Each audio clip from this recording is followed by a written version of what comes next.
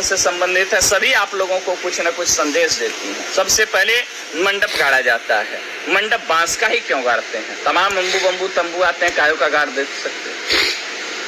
बांस की विशेषता होती है, बांस सबसे बड़ा वृक्ष माना जाता है, लंबाई में सबसे ज्यादा होता है, लेकिन जब ऊंचाई पर जाता है तो जाने के बाद क्या हो जाता है?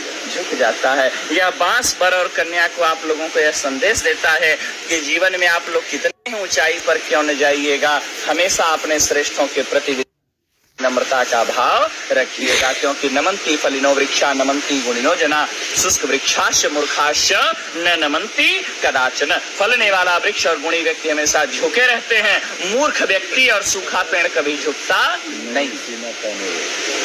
कुछ यहाँ साइंस पढ़ने वाले भी होंगे, हो सकता है 2-4 अक्षर पढ़ लिए हो, तो वो सोचेंगे तो पंडित जी का ढकोसला है। साइंस सिद्ध करता हूं। ये मंडप जो हरे बांस का गाड़ते हैं, हरा बांस जो होता है विद्युत का सुचालक होता है।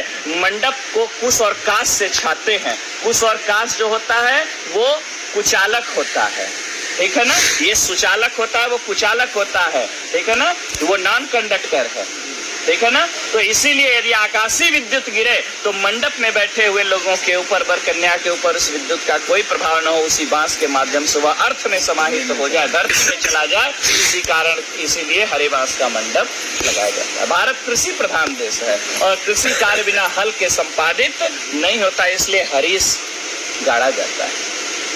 मंडप में उखली और मूसल पुत्रोत्पत्ति की क्रिया को प्रदर्शित करने के लिए रखा जाता है। सील और लोढ़ा, सील हटा दिया जाता है, लोढ़ा लगाया गया था। अभी आपने लोढ़ा बच्ची के पैर के पास से हटाया। इसका यह भाव है कि हे देवी, ये विपत्ति रूपी पहाड़ है, आपके जीवन में यदि किसी भी प्रकार की कठिनाइयां आती रहेंगी, मैं इसी प्रकार से उसको अपने हाथों से हटाता रहूंगा, मैं आपके मार्ग को प्रशस्त करता रहूंगा, आपको घबराने की आवश्यकता नहीं है। इसके बाद मंडप में रखते हैं चकरी।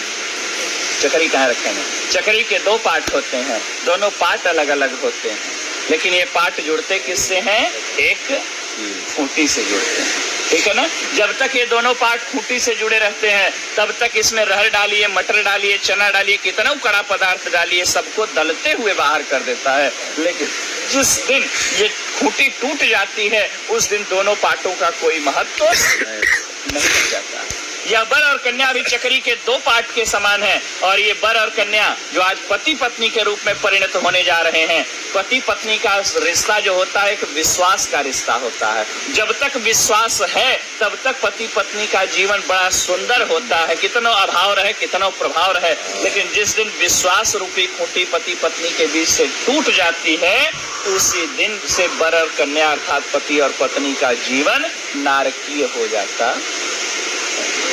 इसी भाव को प्रदर्शित करता है यह चक्र। सुग्गा, सुग्गा क्यों लगाते हैं मंडप में? सुग्गा मीठा बोलता है। बोले महाराज सुग्गा से भी मीठा तो कोयल बोलती है, कोयल लगा देना चाहिए था। बोले तोते की दूसरी विशेषता है, तोता मिर्चा खाता है लेकिन फिर भी मीठा बोलता है। यह संदेश आप लोगों को तोता देता है कि जीवन में आप लोगों को कोई कितना ही कटु अनुभव क्यों न कराए, कोई कितना ही कड़वा आप लोगों को क्यों न बोले, आप हमेशा प्रेम से